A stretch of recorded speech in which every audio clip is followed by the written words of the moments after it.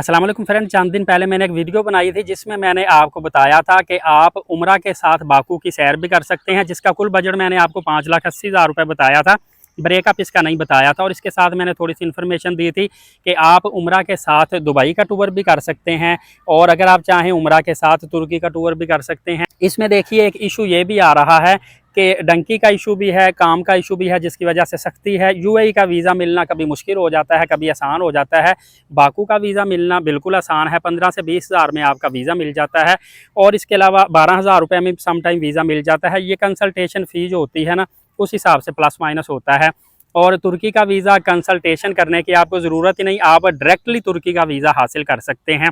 उसकी फ़ीस आप देखेंगे 3-4 साल पहले फ़ीस कम थी, उसके बाद पिछले साल 52,000 रुपये फ़ीस थी। इस मरतबा तकरीबन 55-56,000 57,000 रुपये। इसमें क्या शामिल होता है? इसमें आपका मुकम्मल वीज़ा शामिल होता है, हेल्थ इंश्योरेंस शामिल होती है, सर्विसेज चार्जेस शामिल होते हैं। लेकिन इसमें एक कंडीशन है, उसका आपने लाजमी ख्याल करना है कि जब भी आपने वाया तुर्की उम्रा के लिए जाना है, आपको तुर्किश एयरलाइन करवानी पड़ेगी। एक तो ये बेस्ट रहेगी, दूसरा तुर्की वालों ने ये आपके लिए लाजमी करार दिया हुआ है। दूसरी एयरलाइन करवाएंगे आपके लिए प्रॉब्लम आ सकती है। सेकंड नंबर पे अगर आप वाया तुर्की या वाया दुबई उम्रा के लिए जाते हैं तो कोशिश करें जाते हुए पहले आप तुर्की का टूर निकाल लें, उसके बाद आप उम्रा की अदायगी करें, क्योंकि वापसी में एक तो बंदा थका होता है, दूसरा उसने उम्रा की अदायगी की होती है, उसकी ख्वाहिश होती है कि मैं जितनी जल्दी हो सके वापस अपने घर पहुंच जाऊं। इवन कि अक्सर ये भी देखा है कि कनेक्टिंग फ़्लाइट में जब दूसरे एयरपोर्ट में हमें 6 से 8 घंटे स्टे करना पड़ता है तो वहाँ पर हमें एक उलझन सी होती है और हमारी कोशिश होती है कि काश हमने वाई के साथ फ़्लाइट ना करवाई होती। बल्कि इवन के ये भी होता है कि फ़ॉर एग्ज़ाम्पल हमने वापस अपने शहर में लाहौर में आना होता है, हमारी फ़्लाइट मुल्तान की होगी या कराची की होगी या इस्लामाबाद की होगी, तो वहाँ से भी हमें आने के लिए परेशानी बनती है।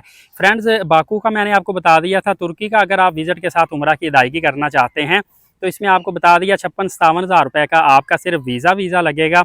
इसके अलावा आप जब तुर्किश एयरलाइन करवाएंगे 2.5 से पौने 3 लाख रुपए, इवन के 3 लाख रुपए भी फेयर इसका आ रहा है। ये आपको वाया तुर्की से सऊदीया लेके जाएगी और वापसी फिर वाया तुर्की ही वापस आएगी, चाहे आपने इस्तांबुल, बुर्सा किसी भी तुर्की के शहर के लिए कनेक्टिंग फ़्लाइट करवाई होगी।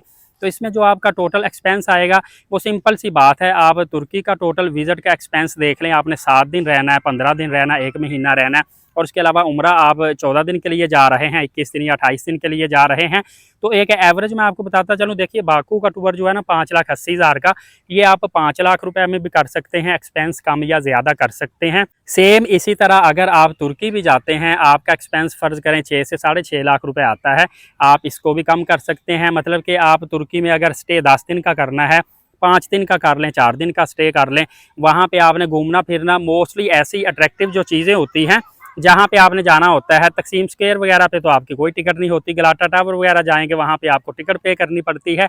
तो इस तरह आप बुरसा जाएंगे, वहाँ पे भी शिप के ज़रिए भी आपका किराया लगेगा, वहाँ होटल लेंगे, एक्सपेंसिव होगा।